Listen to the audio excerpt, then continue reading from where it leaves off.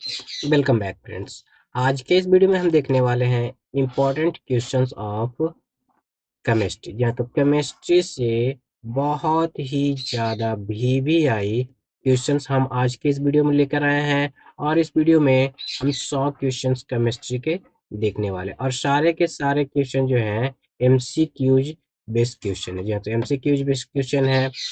तो दोस्तों इस वीडियो को गौर से देखिए और अंत तक देखिए। जी हाँ, तो गौर से देखिए और अंत तक देखिए, क्योंकि सारे ही क्वेश्चन बहुत ही ज़्यादा इम्पोर्टेंट होने वाले हैं।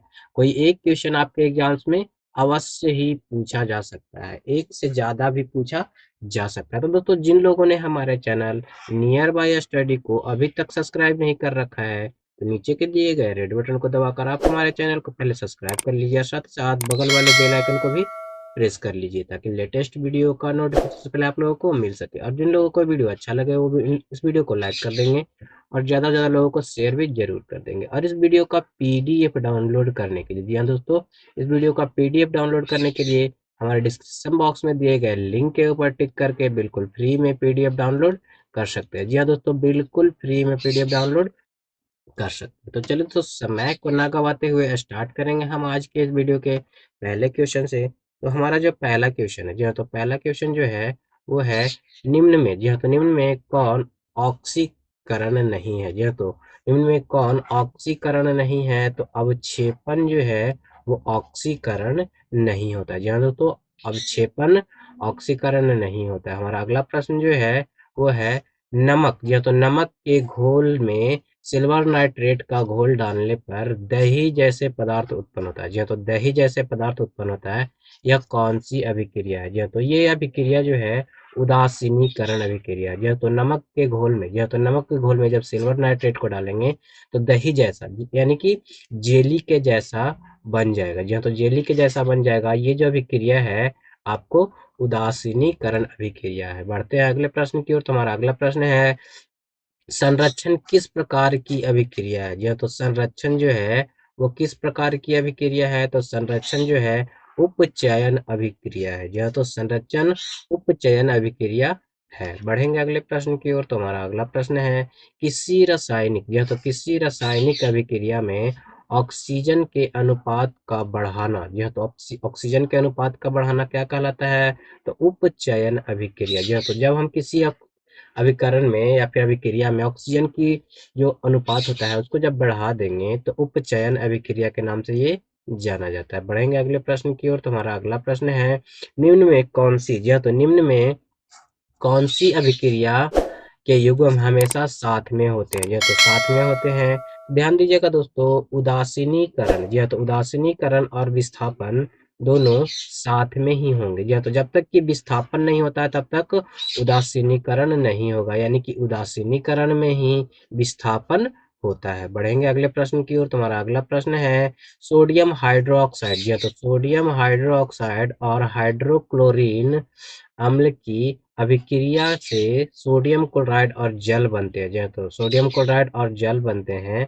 यह कौन सी अभिक्रिया है, तो ये जो है आपका उदासीनीकरण अभिक्रिया है। जी हाँ, ध्यान दीजिएगा, उदासीनीकरण अभिक्रिया है। बढ़ते हैं अगले प्रश्न की ओर। तुम्हारा अगला प्रश्न है किसी, जी हाँ, तो किसी अभिक्रिया में भाग लेने वाला पदार्थ क्या कहलाता है। जो तो किसी भी अभिक्रिया में भाग लेने वाला जो पदार्थ होता है वो क्या कहलाता है, तो वो जो है आपका अभिकारक कहलाता है। ध्यान दीजिएगा दोस्तों, अभिकारक कहलाता है। बढ़ेंगे अगले प्रश्न की ओर। तुम्हारा अगला प्रश्न है किस, जी हाँ, तो श्वसन किस प्रकार की अभिक्रिया है। जी हाँ, तो श्वसन जो है आपका किस प्रकार की अभिक्रिया है, तो श्वसन जो है ऊष्माक्षेपी अभिक्रिया। जी हाँ, तो ऊष्मा क्षेपीय अभिक्रिया। मैं आपको बता दूं दोस्तों, ऊष्मा क्षेपीय अभिक्रिया उसे कहते हैं जिसमें ऊष्मा मुक्त होती है। जी हाँ, तो ऊष्मा जो है वो मुक्त होती है, तो ऊष्मा क्षेपीय अभिक्रिया कहलाती है। और अगर ऊष्मा ली जाएगी तो ऊष्मा शोषी अभिक्रिया कहलाती है। जब हम शोषण करते हैं तो हमें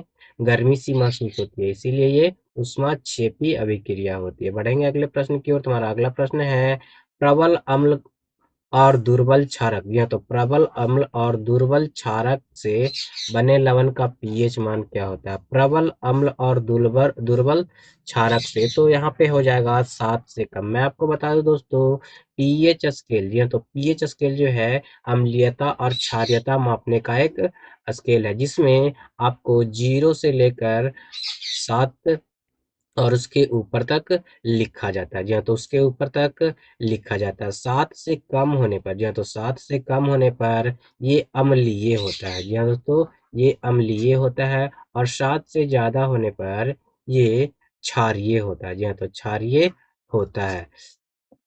बढ़ते हैं अगले प्रश्न की ओर। तुम्हारा अगला प्रश्न है, क्षार को, जी हाँ, तो क्षारक को जल में घोलने पर क्या मुक्त होते हैं? जी हाँ, तो क्षारक को जब जल में घोलते हैं तो क्या मुक्त होता है? तो हाइड्रोजन आयन। जी हाँ, तो हाइड्रोजन आयन जो है वो मुक्त होता है। बढ़ेंगे अगले प्रश्न की ओर। तुम्हारा अगला प्रश्न है, दही में किस प्रकार का अम्ल पाया जाता है? तो दही में जो है लैक्टिक अम्ल पाया जाता है। ध्यान दीजिएगा दोस्तों, दही में लैक्टिक अम्ल पाया जाता है। बढ़ेंगे अगले प्रश्न की ओर। तुम्हारा अगला प्रश्न है, किस प्रकार, जो तो किस अम्ल में मुख्य रूप से एक परमाणु अवश्य मौजूद रहता है? जो तो अवश्य मौजूद रहता है, जो धातु से अभिक्रिया कर गैस उत्पन्न करता है। तो जनरली देखा जाए तो दोस्तों, हाइड्रोजन जो है सभी जगह मौजूद होते हैं, यानी कि उपस्थित होते हैं। तो इसमें भी जो है आपका राइट आंसर जो है हाइड्रोजन हो जाएगा। बढ़ेंगे अगले प्रश्न की ओर। तुम्हारा अगला प्रश्न जो है, कहा जा रहा है, वे पदार्थ जिनके स्वाद खट्टा होता है और जो नीले लिटमस के घोल को लाल बना देता है। या तो नीले लिटमस को घोल को क्या कर देता है? लाल बना देता है। वह क्या कहा जाता है? तो वह अम्ल कहा जाता है। या तो अम्ल का जो स्वाद होता है वो सामान्य तौर पे खट्टा होता है और वो नीले, जी हाँ, तो नीले लिटमस के घोल को लाल बना देता है। बढ़ेंगे अगले प्रश्न की ओर। तुम्हारा अगला प्रश्न है, जल में घुलनशील भस्म क्या कहलाते हैं? जी हाँ, तो जल में जो घुलनशील भस्म होते हैं वो आपके क्षार कहलाते हैं। जी हाँ, तो क्षार कहलाते हैं। क्षार का जो स्वाद होता है, जी हाँ, तो क्षार का जो स्वाद होता है वो कड़वा होता है। जी हाँ, तो ध्यान दीजिएगा, कड़वा होता है। बढ़ेंगे अगले प्रश्न की ओर। तुम्हारा अगला प्रश्न है, निम्न में से कौन प्रबल अम्लीय होगा? जी हाँ, तो प्रबल अम्लीय होगा। जैसा कि मैंने बताया, पीएच स्केल पे अगर 7 से, जी हाँ, तो 7 से अगर नीचे, जितना नीचे चले जाए वो प्रबल अम्लीय होगा, और जितना ऊपर चले जाए वो प्रबल क्षारीय होगा, यानी कि 0 जो है वो प्रबल अम्लीय है। बढ़ेंगे अगले प्रश्न की ओर। तुम्हारा अगला प्रश्न है, लिटमस रंजक, यह तो लिटमस रंजक बैंगनी रंग का होता है जो निकाला जाता है। तो बैंगनी रंग का जो लिटमस होता है वो किससे निकाला जाता है? तो लाइकेन से निकाला जाता है। जी हाँ दोस्तों, लाइकेन से निकाला जाता है। बढ़ेंगे अगले प्रश्न की ओर। तुम्हारा अगला प्रश्न है, शुष्क बुझा हुआ चूना, ध्यान दीजिएगा, शुष्क बुझा हुआ चूना पर क्लोरीन गैस की क्रिया से कौन सा पदार्थ बनता है? तो इससे जो है आपका विरंजक चूर्ण का निर्माण होता है। तो शुष्क बुझे हुए चूने पर जब क्लोरीन गैस की क्रिया करवाई जाती है तो आपको विरंजक चूर्ण का निर्माण होता है। बढ़ेंगे अगले प्रश्न की ओर। तुम्हारा अगला प्रश्न है, हल्दी, यह तो हल्दी, लिटिमस पत्र आदि किस प्रकार का सूचक है? तो ये प्राकृतिक सूचक है। जी हाँ, तो हल्दी, लिटिमस पत्र, ये जो है सारे प्राकृतिक सूचक हैं। बढ़ेंगे अगले प्रश्न की ओर। तुम्हारा अगला प्रश्न है, अपच, जी हाँ, तो अपच का उपचार करने के लिए निम्न में से कौन सी औषधि उपयोग की जाती है? तो ये जो है एंटोसिड, जी हाँ, तो एंटोसिड नामक औषधि जो है वो प्रयोग में लाई जाती है। बढ़ेंगे अगले प्रश्न की ओर। हमारा अगला प्रश्न है, निम्न में कौन सी ऑक्सीकरण नहीं है? जी हाँ, तो कौन सी अभिक्रिया जो है ऑक्सीकरण नहीं है? तो अवक्षेपण जो है वो ऑक्सीकरण नहीं है। बाकी हम लोग को दहन, यानी कि आग जलाने के लिए ऑक्सीजन की आवश्यकता होती है।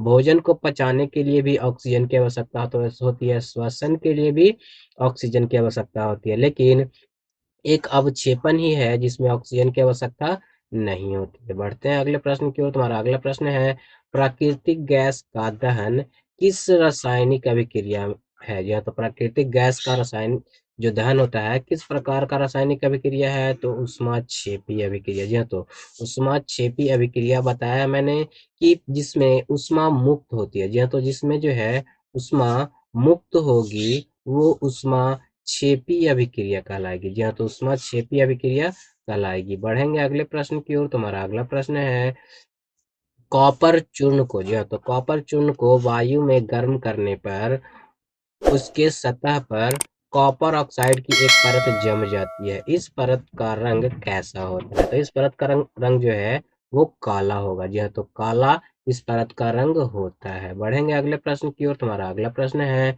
साग सब्जी, जी हाँ, तो साग सब्जियों का विघटित होकर कंपोस्ट बनाना किस अभिक्रिया का उदाहरण है? तो ये भी आपका उष्मा क्षेपी अभिक्रिया हो जाएगा। जी हाँ दोस्तों, साग सब्जियां जो होती है विघटित होती है, कंपोस्ट होती है, तो जो खाद बनता है वो भी एक प्रकार का उष्माक्षेपी अभिक्रिया होती है। बढ़ेंगे अगले प्रश्न की ओर। हमारा अगला प्रश्न है सोडियम हाइड्रोक्साइड का पीएच मान लगभग कितना होता है? जहाँ तो सोडियम हाइड्रोक्साइड का पीएच मान लगभग कितना होता है? तो इसका पीएच मान जो है लगभग आपका 14 होता है, और जो 7 से ऊपर होता है उसका प्राकृतिक जो है वो क्षारीय प्रकृति का होता है। बढ़ेंगे अगले प्रश्न की ओर। हमारा अगला प्रश्न है किसी उदासीन विलयन का पीएच मान कितना होगा? तो जब उदासीन कोई विलयन रहेगा तो उसका पीएच मान जो होगा वो 7 होगा। जी हाँ, तो पीएच मान 7 हो जाएगा। बढ़ेंगे अगले प्रश्न की ओर। तुम्हारा अगला प्रश्न है दांत का मसूड़ा किस पदार्थ का बना होता है जो काफी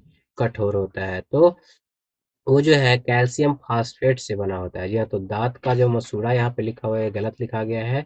दांत जो है किससे बना होता है? कैल्शियम फास्फेट से बना होता है। बढ़ेंगे अगले प्रश्न की ओर। तुम्हारा अगला प्रश्न है इमली में कौन सा अम्ल होता है? तो इमली में जो है आपका टार्टेरिक अम्ल पाया जाता है। जी हाँ दोस्तों, इमली में टार्टेरिक अम्ल पाया जाता है। बढ़ेंगे अगले प्रश्न की ओर। तुम्हारा अगला प्रश्न है उपचयन अपचयन, जी हाँ, तो उपचयन और अपचयन अभिक्रिया को क्या कहते हैं? तो इस अभिक्रिया को रेडॉक्स अभिक्रिया कहते हैं। या तो रेडॉक्स अभिक्रिया कहा जाता है। अगला प्रश्न है दानेदार जस्ता, या तो दानेदार जस्ता पर तनु सल्फ्यूरिक अम्ल डालने पर कौन सी गैस उत्सर्जित होती है? तो जब दानेदार जस्ते पर तनु सल्फ्यूरिक अम्ल को डालेंगे तो हाइड्रोजन गैस मुक्त होगी या फिर उत्सर्जित होगी। बढ़ते हैं अगले प्रश्न की ओर। तुम्हारा अगला प्रश्न है सूर्य प्रकाश, या तो सूर्य की प्रकाश की उपस्थिति में पौधे CO2 और जल से अपना भोजन यानी कि ग्लूकोज तैयार करते हैं। यह कौन सी अभिक्रिया है?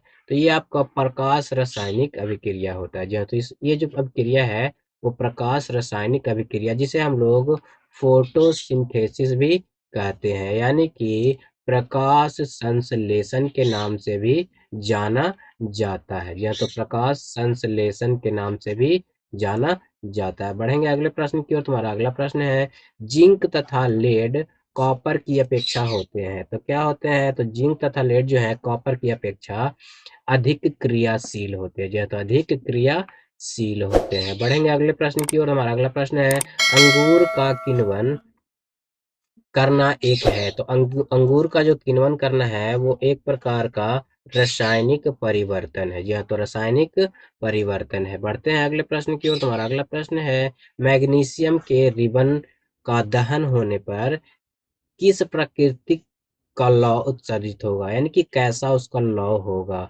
तो श्वेत चमकदार। जब मैग्नीशियम को जलाएंगे, जी हाँ, तो जब मैग्नीशियम को जलाएंगे तो उसका जो लौ निकलेगा, जलन जो होगा वो श्वेत रंग का होगा। कैसा होगा? श्वेत रंग का, और बहुत ही चमकदार होगा। बढ़ेंगे अगले प्रश्न की ओर। तुम्हारा अगला प्रश्न है सिरका में कौन सा अम्ल पाया जाता है? तो सिरका में जो है आपको एसिटिक अम्ल पाया जाता है। बढ़ेंगे अगले प्रश्न की ओर। हमारा अगला प्रश्न है निम्न में से कौन विजातीय यौगिक है? तो प्लास्टर ऑफ पेरिस जो है इनमें सबसे विजातीय यौगिक है, क्योंकि संगमरमर, चूना पत्थर और खड़िया, जी हाँ, तो खड़िया जिसको चौक कहते हैं, सभी में कैल्शियम उपस्थित होता है। बढ़ते हैं आगे। आगे है हमारा नींबू का रस का पीएच मान कितना होता है? तो नींबू के रस का जो पीएच मान होता है वो 2.2 होता है। जी हाँ, तो नींबू के रस का जो पीएच मान होता है 2.2 होता है। बढ़ते हैं नेक्स्ट क्वेश्चन की ओर। हमारा अगला है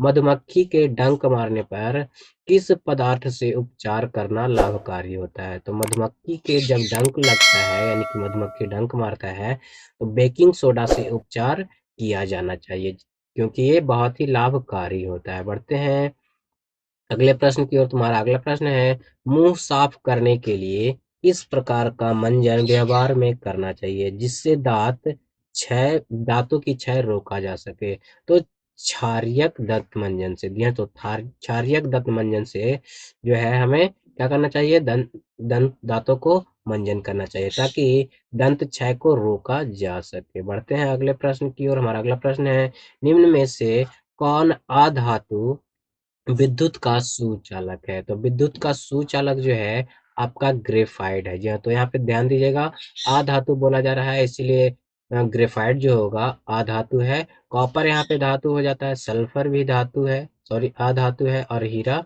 अधातु है। तो ये जो है आपका ग्रेफाइट अधातु है जो विद्युत का सुचालक होता है। बढ़ते हैं अगले प्रश्न की ओर। हमारा अगला प्रश्न है, निम्न में से किस धातु को चाकू से काटा जा सकता है?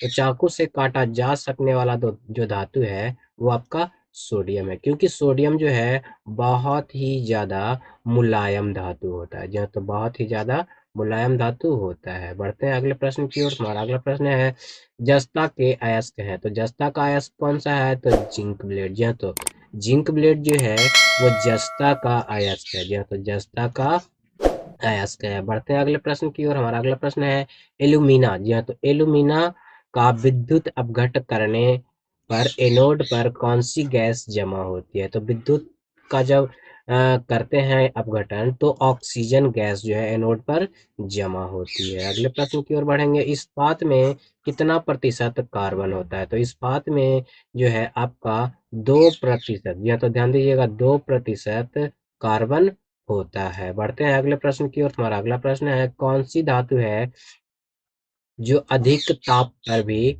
ऑक्सीजन से अभिक्रिया नहीं करती है? तो कौन सा तत्व जो है अधिक ताप पर भी ऑक्सीजन से अभिक्रिया नहीं करती है? तो सोना। जी हाँ, तो सोना जो है अधिक ताप होने पर भी ऑक्सीजन के साथ अभिक्रिया नहीं करता है, इसीलिए जो है प्रकृति में स्वतंत्र रूप से पाया जाता है। जी हाँ, तो स्वतंत्र रूप से ये पाया जाता है। बढ़ते हैं अगले प्रश्न की ओर। तुम्हारा अगला प्रश्न है, कौन सी धातु जल में, जी हाँ, तो जल में डालने पर तैरने लगता है? तो जब कैल्शियम को, जी हाँ, तो ध्यान दीजिएगा, कैल्शियम को जब जल में डालेंगे तो ये जल के ऊपर तैरता हुआ दिखाई देता है। बढ़ेंगे अगले प्रश्न की ओर। तुम्हारा अगला प्रश्न है, एक धातु के टुकड़े से पतले तार खींचे जा सकते हैं, यह धातु के किस गुणधर्म को दिखाता है? तो ये जो है आपको तन्यता यानी कि धातु की तन्यता को दिखाता है। बढ़ेंगे अगले प्रश्न की ओर। हमारा अगला प्रश्न है, इनमें से कौन सी अधातु चमकीली होती है? तो चमकीली अधातु चमकीला होता है। तो चमकीला जो है आपका ब्रोमीन। यह तो ब्रोमीन भी होता है और आयोडीन भी होता है। यह तो आयोडीन भी होता है लेकिन यहाँ पे गलत है, यहाँ पे आयोडीन ही होना चाहिए, ब्रोमीन होगा यहाँ पे। जब बोलेगा तरल अवस्था में, जी हाँ, तो तरल अवस्था में जब बोला जाएगा तब ब्रोमीन हो जाएगा, तब जो है आपका ब्रोमीन हो जाएगा, लेकिन जब चमकीला बोला जाए तो आपको आयोडीन हो जाएगा। बढ़ेंगे अगले प्रश्न की ओर। हमारा अगला प्रश्न है, धातु के बर्तन में खाना बनाया जाता है क्योंकि वह उष्मा का सुचालक होता है। यह तो उष्मा का सुचालक होने के कारण ही धातुओं के बर्तन में हम लोग खाना बनाते हैं। बढ़ते हैं अगले प्रश्न की ओर। हमारा अगला प्रश्न है, कौन सी धातु जल के साथ अभिक्रिया करती है? तो पोटेशियम जो है वो जल के साथ अभिक्रिया कर लेती है। बाकी जो है सोना, सिल्वर और लेड ये जल के साथ अभिक्रिया नहीं करते हैं। अगला प्रश्न है, आयनिक यौगिक के, जी हाँ, तो आयनिक यौगिक के गलनांक एवं क्वथनांक होते हैं। तो आयनिक यौगिक के जो गलनांक और क्वथनांक होते हैं वो बहुत ही ज्यादा उच्च होते हैं। बढ़ेंगे अगले प्रश्न की ओर। तुम्हारा अगला प्रश्न है, मैग्नीशियम के दहन से जो उत्पादक बनते हैं वह क्या होते हैं? तो मैग्नीशियम के दहन से जो उत्पादक बनता है वो पूर्णतः क्षारीय होते हैं। यह तो पूर्णतः क्षारीय होते हैं। अगला प्रश्न है, सोडियम लिथियम, यह तो सोडियम लिथियम कैल्शियम और निकेल में किस धातु को काटा जा सकता है, वो भी चाकू से? तो चाकू से काटा जा सकने वाला धातु जो है वो केवल और केवल सोडियम है। अगला प्रश्न है हमारा, आभूषण बनाने वाले सोना होता है, या तो आभूषण बनाने वाला जो सोना होता है वो कितने कैरेट का होता है? तो आभूषण बनाने वाला सोना जो होता है वो 22 कैरेट का होता है। जो तो 22 कैरेट का होता है, जो कि आपका शुद्ध नहीं, बिल्कुल शुद्ध नहीं होता, 100% जो है वो शुद्ध सोना नहीं होता है, ध्यान दीजिएगा। अगर प्योर शुद्ध सोना अगर बोला जाए तो 22 कैरेट का सोना जो है, सॉरी 24 कैरेट का सोना जो है वो शुद्ध सोना होता है। आभूषण इसलिए नहीं बनाया जा सकता क्योंकि बहुत ही मुलायम होने के कारण सोना जो है वो बहुत ही जल्दी टूट जाता है, इसीलिए 22 कैरेट का बनाया जाता है। अगला प्रश्न है, सिल्वर तथा कॉपर, यह तो सिल्वर तथा कॉपर जो है उष्मा के हैं तो सबसे अच्छे चालक है, जो तो सिल्वर तथा कॉपर जो है उष्मा के सबसे अच्छे चालक हैं। बढ़ेंगे अगले प्रश्न की ओर। हमारा अगला प्रश्न है, इनमें से कौन सी धातु द्रव अवस्था में पाई जाती है? तो मरकरी, यह तो मरकरी जिसको हम लोग कहते हैं पीच, जी हाँ, तो पीच के नाम से जानते हैं, ये जो है आपको द्रव अवस्था में पाया जाता है। बढ़ेंगे अगले प्रश्न की ओर। हमारा अगला प्रश्न है, निम्न में से किस धातु को कैरोसिन में डुबाकर रखा जाता है? तो सोडियम को, जी हाँ, तो सोडियम को जो है वो कैरोसिन में डुबा करके रखा जाता है, क्योंकि जब ये वायुमंडल में आता है, जी हाँ, तो जब ये वायुमंडल में आता है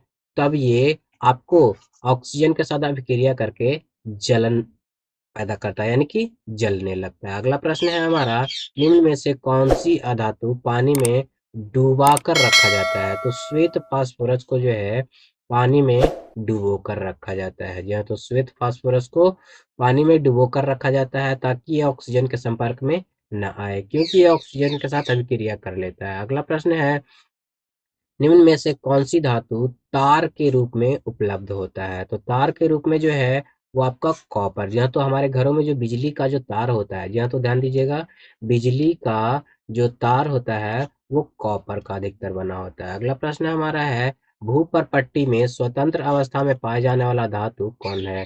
तो स्वतंत्र अवस्था में पाए जाने वाला धातु जो है वो सिर्फ एजी यानी कि सोना है, जी हाँ, तो सोना ही एक धातु है जो स्वतंत्र अवस्था में पाया जाता है। अगला प्रश्न है, निम्न में से कौन अधातु है? तो ये जो है आपका हाइड्रोजन जो है वो एक अधातु है, यानी कि गैस है। गैस जितने भी हैं आपके सारे अधातु में आते हैं। क्वार्ट, लोहा और सोना सारे आपके जो हैं वो धातु हैं। बढ़ेंगे अगले प्रश्न की ओर। तुम्हारा अगला प्रश्न है, ताम्र एवं टीन, जी हाँ, तो ताम्र एवं टीन के मिश्र धातु को क्या कहते हैं? जब तांबा और टीन को मिलाया जाता है तो कांसा का निर्माण होता है, जी हाँ, तो Cu+Sn, जी हाँ, तो कॉपर का जो होता है, तांबा का जो सिंबल होता है Cu, टीन का Sn होता है। जब तांबा और टीन को मिलाया जाता है तब कांसा का निर्माण होता है। बढ़ेंगे अगले प्रश्न की ओर। तुम्हारा अगला प्रश्न है, कौन सा धातु कमरे के ताप पर द्रव अवस्था में पाया जाता है? यह तो अधातु है, यहाँ पे कौन सा अधातु जो है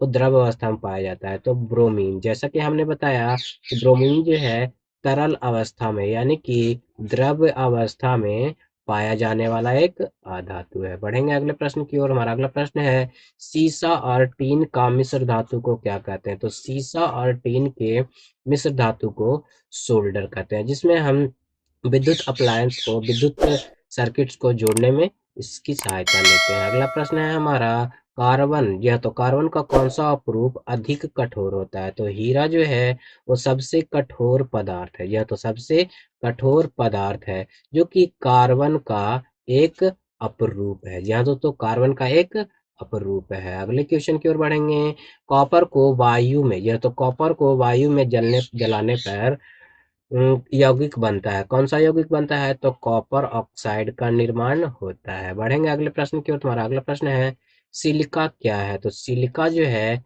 एक प्रकार का उपधातु है, जहाँ तो उप धातु है। अगला प्रश्न है हमारा, धातुओं को पीट कर पत्थर बनाने आसान है, यह धातु का किस गुणधर्म बतलाता है? तो ये जो है आपका आघात वर्धनीयता होता है, जी हाँ, तो आघात वर्धनीयता वह गुण है जिसे हथौड़े से पीटने पर, जी हाँ, तो हथौड़े से पीटने पर वह चूर चूर नहीं होता है, जी हाँ, तो वो चूर चूर नहीं होता है बल्कि फैल जाता है। अगला प्रश्न है, अगर किसी मिश्र धातु में, जी हाँ, तो अगर किसी मिश्र धातु में एक धातु पारद है तो इसे क्या कहते हैं? तो इसे अमलगम कहते हैं, जी हाँ, तो इसे जो है हम लोग अमलगम कहते हैं। अगला प्रश्न है हमारा, लोहे पर, जी हाँ, तो लोहे पर भाप की अभिक्रिया से कौन सी गैस उत्पन्न होती है? तो लोहे पर भाप की अभिक्रिया से हाइड्रोजन गैस उत्पन्न होती है। हमारा अगला प्रश्न है, निम्न में से कौन सा गुण कार्बनिक यौगिक में प्रायः नहीं होता है, तो जल में विलेयता, जी हाँ, तो कार्बनिक यौगिक में जो है वो जल में विलेयता नहीं होती है। बाकी निम्न द्रवणांक ज्वलनशीलता, यानी कि ये दोनों होगा लेकिन जल में विलेयता नहीं होता है कार्बनिक यौगिक का। अगला प्रश्न है, निम्न में कौन विद्युत का सुचालक है? तो ग्रेफाइट जो है आपका विद्युत का सुचालक है। अगला प्रश्न जो है अगला है, निम्न में से कौन कार्बन का अपरूप है?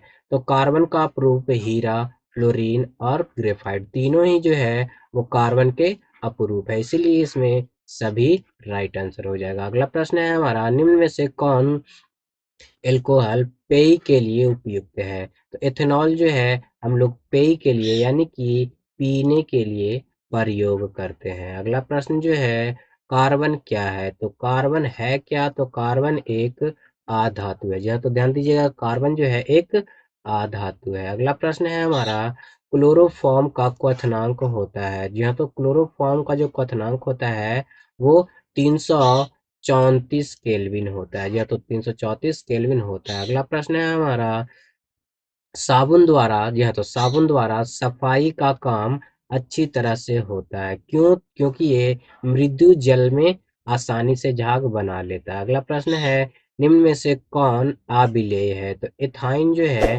वो एक जल में अविलेय पदार्थ है। अगला प्रश्न जो है कहा जा रहा है, हीरा और ग्रेफाइट कार्बन का क्या है? तो हीरा और ग्रेफाइट जो है कार्बन का अपरूप है। अगला प्रश्न है हमारा, उस कार्बनिक उस हाइड्रोकार्बन का नाम बताएं जिसने एथेनॉल बना है। यहाँ जो जिससे इथेनॉल बना है, तो एथेनॉल जो है ईथेन से तैयार किया जाता है। अगला प्रश्न है, पेन पेंसिल बनाने में कार्बन का किस अपरूप का प्रयोग किया जाता है? तो पेंसिल बनाने के लिए जो पेंसिल का नीब होता है, जी हाँ, तो पेंसिल का जो नीब होता है वो जो है आपका ग्रेफाइट का बना होता है। अगला प्रश्न है, रबर निम्न में से किस प्रकार का बहुलक है? तो रबर जो है आइसोप्रीन, यह तो आइसोप्रीन है। अगला प्रश्न है हमारा, निम्न में से कौन उष्मा और विद्युत का सुचालक होता है? तो उष्मा और विद्युत का जो है आप वो आपका ग्रेफाइट सुचालक होता है। अगला प्रश्न है, तेल लगा कागज कैसा होता है? तेल लगा कागज जो है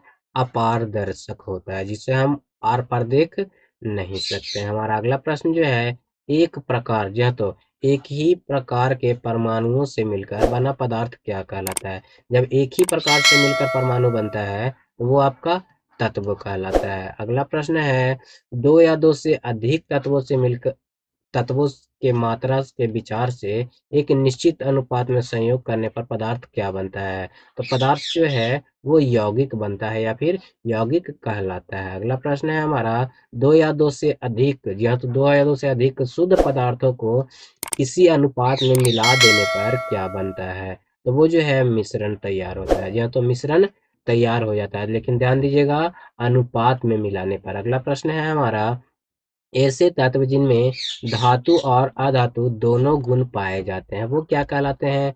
तो उपधातु। वैसे तत्व जो धातु और अधातु दोनों की तरह व्यवहार करते हैं वो उपधातु कहलाते हैं। अगला प्रश्न है, निम्न में से कौन धातु होते हुए भी विद्युत का कुचालक है? तो लेड, यानी कि शीशा जो है वो धातु होते हुए भी विद्युत का कुचालक है। अगला प्रश्न है हमारा, निम्नलिखित में से किस धा किस अधातु में धातुई चमक पाई जाती है? तो धातुई चमक जो है आयोडीन और ग्रेफाइट दोनों में ही आपको धातुई चमक पाया जाता है। अगला प्रश्न है हमारा, निम्न में से कौन एक यौगिक है? तो अमोनिया जो है ये एक प्रकार का यौगिक है। अगला प्रश्न हमारा जो है वो है, निम्नलिखित में से किस पदार्थ में ऑक्सीजन नहीं होता है? तो मिट्टी के तेल में ऑक्सीजन नहीं होता है, इसीलिए सोडियम को, जी जी हाँ दोस्तों, इसीलिए सोडियम को मिट्टी के तेल में डुबोकर रखा जाता है। अगला प्रश्न जो है हमारा,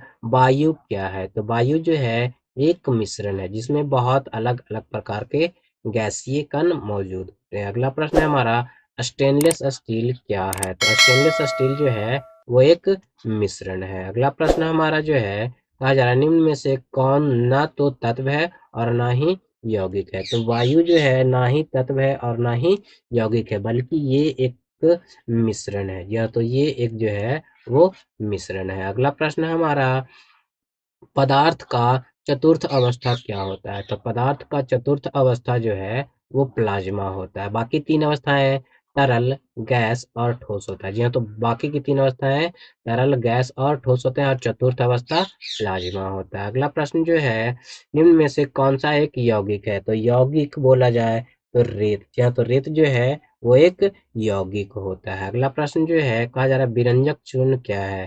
तो विरंजक चूर्ण जो है ये भी एक प्रकार का यौगिक होता है। अगला प्रश्न हमारा है बारूद होता है, तो बारूद जो है नाइट्रोग्लिसरीन का मिश्रण होता है। अगला प्रश्न है हमारा विश्व का प्रत्येक पदार्थ, जी हाँ, तो विश्व का प्रत्येक पदार्थ अत्यंत सूक्ष्म कणों से मिलकर बना है। यह सर्वप्रथम किसने कहा?